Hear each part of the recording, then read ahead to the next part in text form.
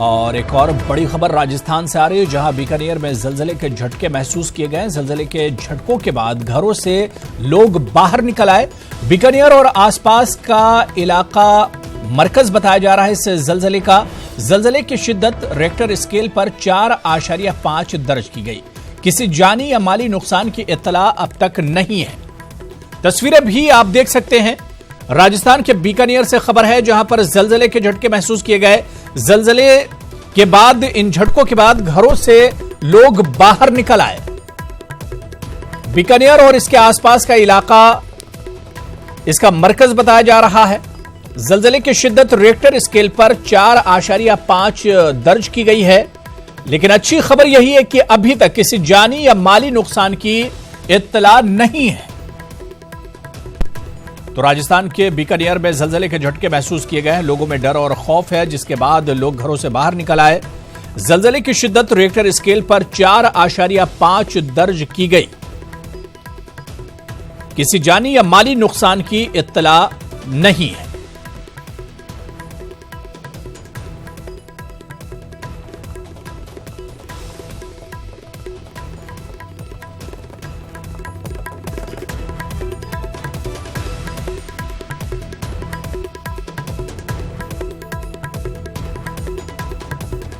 मैं अपने घर के अंदर बैठा था तो अचानक घर के मेरे को तेज आवाज़ आई एक, जैसे कि किसी का एक्सीडेंट हुआ हो।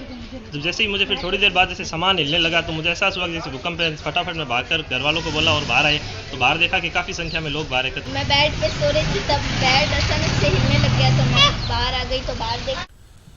चलिए आगे बढ़ेंगे। महाराष्ट्र में इंतखाबी सरगर्मियां उरूज पर हैं। सभी सियासी जमातें जीत हासिल करने के लिए पूरी ताकत लगा रही हैं। वज़ीर-ए-आज़म नरेंद्र मोदी भी आज महाराष्ट्र के दौरे पर हैं। वज़ीर-ए-आज़म आज यहां 2 इंतखाबी रैलियों से खिताब करेंगे। वज़ीर-ए-आज़म ने ट्वीट करके बताया कि वो आज महाराष्ट्र के जलगांव और सिकोली में इंतखाबी रैलियों से खिताब करेंगे।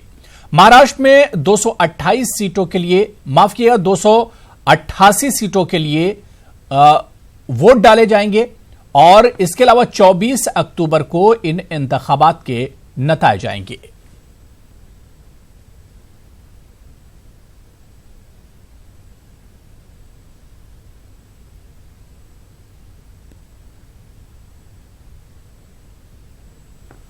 उधर महाराष्ट्र असेंबली इंतखाबात के मद्देनजर आज राहुल गांधी भी महाराष्ट्र के दौरे पर जा रहे हैं। राहुल गांधी आज यहां कई इंतखाबी प्रोग्रामों और तशहीरी मुहिम में शिरकत करेंगे।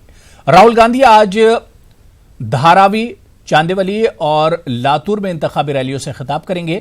महाराष्ट्र असेंबली इंतखाबात कांग्रेस और एनसीपी मिलकर लड़ रही हैं और राहुल गांधी दोनों पार्टियों के उम्मीदवारों के हक में वोट मांगेंगे।